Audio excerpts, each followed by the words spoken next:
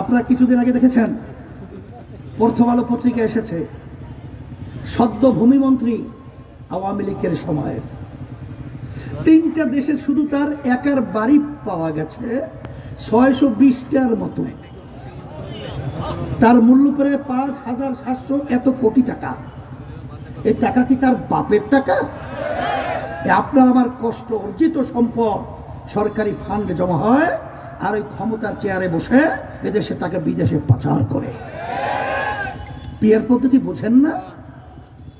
বোঝে সবই, কিন্তু হাজার হাজার ভাইদেরকে মিথ্যা কেসের মাধ্যমে তাদেরকে দমন করার এই প্রক্রিয়া চালানো যায় না, তাদের সংসার বিলীন করা যায় না, এবং যেখানে সেখানে রাস্তায় নামলে খুন করা যায় না, আর ঘরে থাকলে রাস্তায় নামলে গুম হয় আর ঘরে থাকলে খুন হয়, এই পরিবেশ তৈরি করা যায় না। এই জন্য আমার ভাইদেরকে বলবো, এক শ্রেণী বুদ্ধিজীবী আমরা লক্ষ্য করেছি, শিক্ষিত মহলের অনেকে আমরা লক্ষ্য করেছি, আপনারা দল করেন, দলের দিকে তাকিয়ে কথা বলেন। আমি তাদেরকে অনুরোধ করছি, 53 বছর স্বাধীন হয়েছে দেশ, 54 বছর চলছে, যাদের মাধ্যমে দেশ চলেছিল, যারা পরিচালনা করেছে, এই দেশটা একবার দুইবার নয় 5 বার তামাম দুনিয়ার ভিতরে চোরের দিক থেকে ফাঁস বানিয়েছে, হাজার হাজার মায়ের কোন সন্তান হারা করেছে, আমার শত শত ভাইয়েরা চক্ষু হারিয়েছে, আর কোনোদিন জীবনে আলোর চোখ দেখবে না, আর কোনোদিন আলো দেখবে না। আজকে সেই মায়ের কলিজা ফাটা চিৎকার আর আমাদেরকে শুনতে হবে না যে আমার সন্তান আজকে কয়েকদিন পর্যন্ত আমাকে মা বলে ডাক দেয় না। ইসলামী আন্দোলন বাংলাদেশ 1987 সালে প্রতিষ্ঠিত হয়েছে। অদ্যাবধি পর্যন্ত নিজ এবং দলের স্বার্থের জন্য কখনোই আমরা এই খুনিদের, চাঁদাবাজদের এবং বিদেশে টাকা পাচারকারীদের কখনোই ক্ষমতা যাওয়ার সিঁড়ি হিসাবে আল্লাহর রহমতে ব্যবহৃত হই নাই। ইসলামী আন্দোলন বাংলাদেশ প্রতিষ্ঠা থেকে শুরু করে দেশের পক্ষে কথা বলে আসছে, মানবতার পক্ষে কথা বলছে এবং ইসলামের পক্ষে কথা বলছে। আপনারা যতই আমাদেরকে রং লাগাতে চান, এখন কিন্তু অত সহজ না।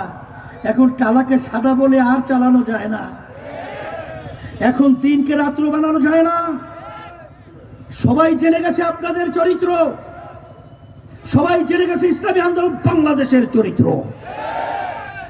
ইসলামের পক্ষে একটা বাক্স, পিয়ার পদ্ধতির নির্বাচন, এটা শোনার পরে এখন আর ঘুমাতে পারছে না, অস্থির হয়ে গেছে। মনে হয় যেন তাদের সামনে, আমাকে বরিশালে একটা প্রবাদ বাক্য আছে, এই প্লেটের ভিতরে খানা বাড়া, তার সামনে থেকে নিয়ে যাওয়া। এই পদ্ধতিতে খানা নিয়ে যাওয়ার পরিবেশ তৈরি হয়। এই জন্য আমার ভাইদেরকে বলবো, আসেন, আল্লাহ রাব্বুল আলামিন ফ্যাসিস্ট, খুনি, টাকা পাচারকারী ফ্যাসিস্ট সরকার, হাসিনার সরকার 3 ঘন্টা আগেও জানতো না যে হেলিকপ্টারে চড়ে এদেশ থেকে পালাতে হবে। তা আল্লাহ যখন এত বড় শক্তি খুনিকে আমাদের দেশ থেকে পালিয়ে দেশকে স্বাধীন করেছে, আবার আর এক ফ্যাসিস্ট আসবে, চাঁদাবাজ আসবে, খুনি আসবে, আমার মনে হয় আল্লাহর রহমতে হবে না।